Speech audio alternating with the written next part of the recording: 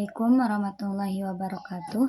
Perkenalkan, nama saya Salsabila Siti Herani dengan nomor NIM 2401010113, Prodi Hukum Ekonomi Syariah semester 2 dengan mata kuliah Wawasan Pesantren.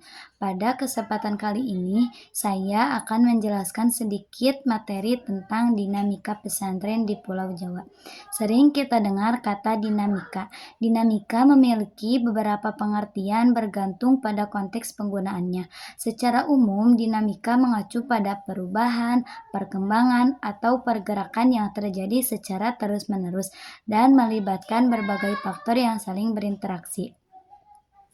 Tapi yang saya akan jelaskan di sini yaitu dinamika pesantren.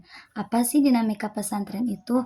Dinamika pesantren adalah perubahan dan perkembangan yang terjadi dalam lingkungan pesantren sebagai respon terhadap kebutuhan zaman. Dari sistem pembelajaran tradisional berbasis kitab kuning, pesantren kini mulai menggabungkan ilmu agama dan ilmu umum, memperbarui metode pengajaran, serta berperan aktif dalam pembangunan sosial dan ekonomi masyarakat.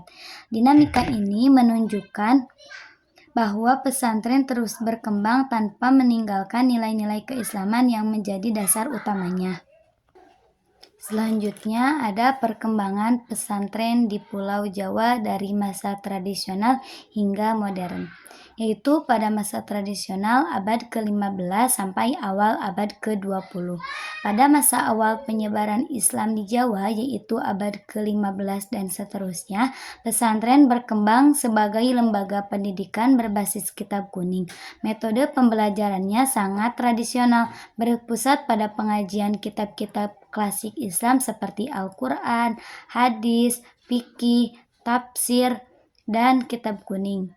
Proses belajar mengajar dilakukan secara individual atau disebut dengan sorogan, atau kelompok yang disebut dengan bandongan, di bawah bimbingan seorang kiai. Pesantren pada masa ini juga berfungsi sebagai pusat dakwah dan komunitas sosial keagamaan. Para wali songo memainkan peran penting dalam mendirikan dan mengembangkan pesantren-pesantren awal Jawa. Selanjutnya ada masa peralihan, yaitu awal abad ke-20 sampai pertengahan abad ke-20. Pada abad ke-20 muncul tokoh-tokoh penting seperti Kiai Haji Hasyim Asy'ari yang mendirikan pesantren Tebu Ireng yang berperan signifikan dalam modernisasi pesantren. Meskipun tetap berpegang pada tradisi, pesantren mulai terbuka terhadap pendidikan umum dan terlibat dalam pergerakan nasional.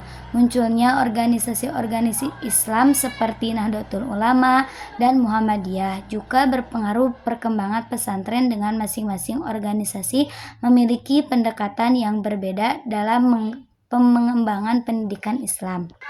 Selanjutnya ada masa modern, yaitu pertengahan abad ke-20 sampai dengan sekarang. Setelah kemerdekaan Indonesia, pesantren mengalami perkembangan pesat. Kurikulum pesantren semakin beragam, memasukkan mata pelajaran umum dan kejuruan. Metode pembelajaran juga semakin bervariasi, memanfaatkan teknologi modern.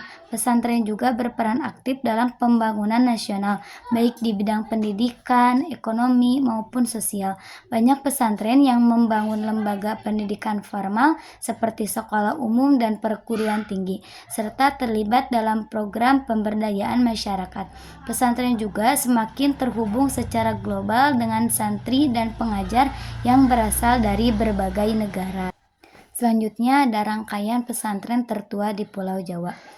Menentukan rangkaian pesantren tertua di Pulau Jawa sangat sulit karena beberapa faktor. Pertama, pencatatan berdirinya pesantren di masa lalu seringkali tidak akurat atau tidak terdokumentasi dengan baik. Yang kedua, definisi tertua sendiri bisa multi-interpretasi berdasarkan pendirian bangunan tertua yang masih berdiri atau tradisi keilmuan yang berkelanjutan. Informasi yang tersedia seringkali menyebutkan beberapa pesantren sebagai pesantren tertua di suatu wilayah tanpa urutan pasti.